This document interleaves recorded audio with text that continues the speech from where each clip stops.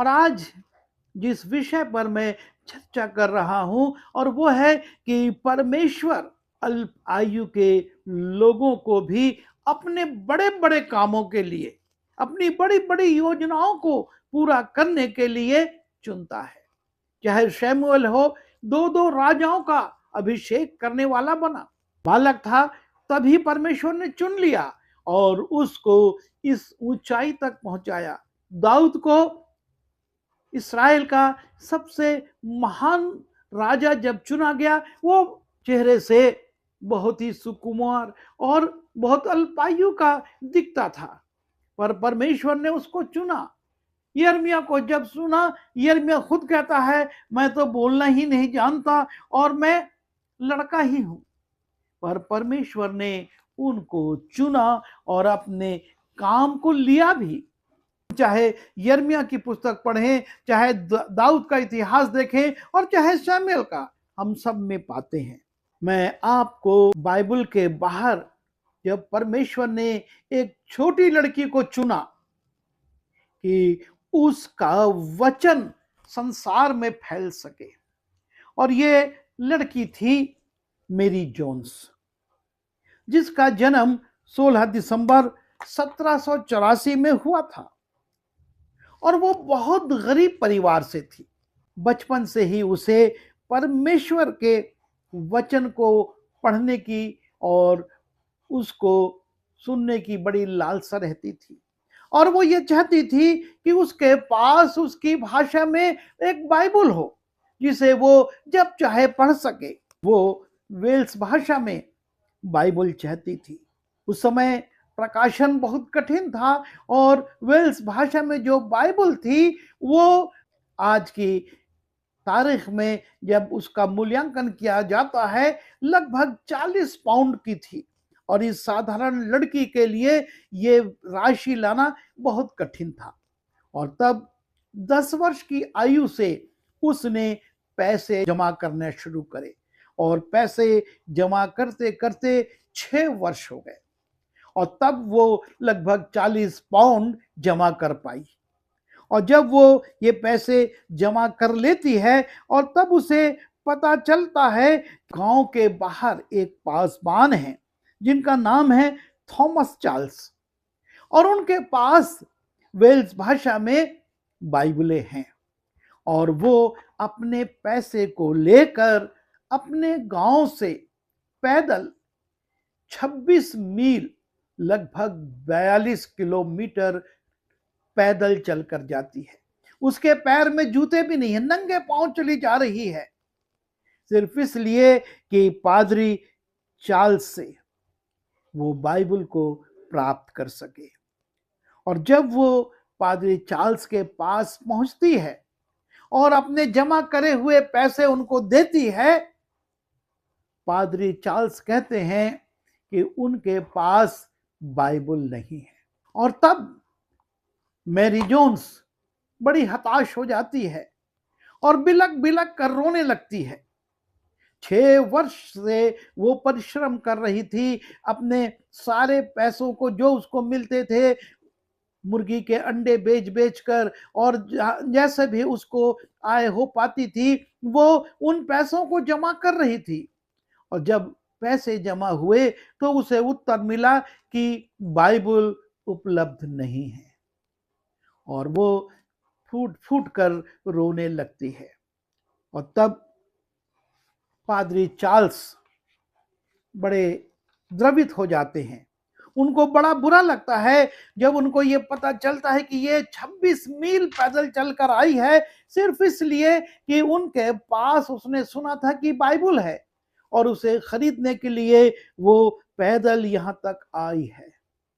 और तब द्रवित होकर पादरी चार्ल्स अपनी निजी बाइबल, जो उनकी बाइबल थी, वो उसको दे देते हैं।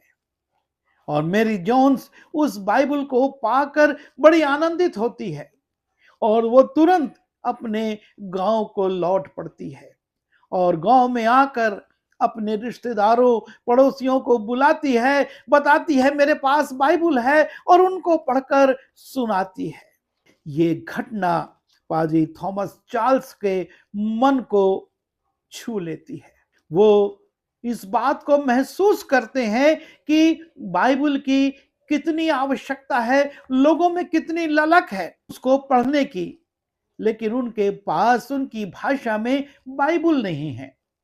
और तब सन 1804 में पादरी थॉमस चार्ल्स और दूसरों के प्रयास से British and foreign Bible society का गठन किया गया और British and foreign Bible society ने अपनी शाखाएं संसार भर में खोली। भारत में भी बाइबल सोसाइटी के रूप में वो शाखा है। तब से लेकर अभी तक लगभग 2000 भाषाओं में बाइबल का अनुवाद किया जा सका है और बाइबल छापकर लोगों तक बांटी जा रही है। आज विश्व में सबसे ज्यादा छपने वाली और बिकने वाली पुस्तक बाइबल है। सबसे ज्यादा पढ़ी जाने वाली पुस्तक बाइबल है। पर जिस बाइबल सोसाइटी का गठन हुआ उसकी प्रेरणा में एक अल्प आयु की बालिका है, मेरी जोन्स। मेरी जोन्स की उस बाइबल को ओनेसिमस गुंडू नाम के एक पासबान ने ढूंढा और आज वो कैलिफोर्निया के म्यूजियम में रखी हुई है। एक बालिका को परमेश्वर ने खड़ा करा कि मसीही अगुओं को वो प्रेरित करे, उन्हें बताए, उनको दिखाए कि बाइबल कितनी जरूरी है, कितनी चाहत है लोगों में। और उसका परिणाम है कि आज बाइबल सारे संसार में अधिकतम भाषाओं में अनुवादित की गई है और छापी जा रही और बांटी जा रही है। कम से कम मूल्य पर लोगों को उपलब्ध कराई जा रही है। इस उदाहरण को मैं इसलिए बोल रहा हूं कि परमेश्वर ने ना सिर्फ इतिहास में बाइबल में कम आयु के लोगों को इस्तेमाल किया, सैमुएल को, दाऊद को, यिर्मयाह को, लेकिन अभी भी वो कम आयु के लोगों को अपने कार्य के लिए इस्तेमाल करता है। मेरी जोन्स को उसने इस्तेमाल किया कि वो बाइबल सोसाइटी की स्थापना की प्रेरणा स्रोत बन सकी और आज भी उसका नाम बड़े इज्जत से लिया जाता है और पुस्तकें भी प्रकाशित की गई हैं मेरी जोन्स की बाइबल। यह है परमेश्वर का काम और इसलिए वर्तमान में भी हम किस आयु के हैं इस बात पर ना विचार करें, पर हम परमेश्वर की बुलाहट को देखें। परमेश्वर ने आपको और मुझको किस आयु में बुलाया ये मायने नहीं है, क्योंकि परमेश्वर अपने लोगों को अपने काम के लिए कब बुलाएगा हम नहीं जानते, पर वो अल्प आयु में भी आपको और लोगों को इस्तेमाल कर सकता है। ये ना सोचें कि कम आयु के कारण परमेश्वर छोड़ देगा।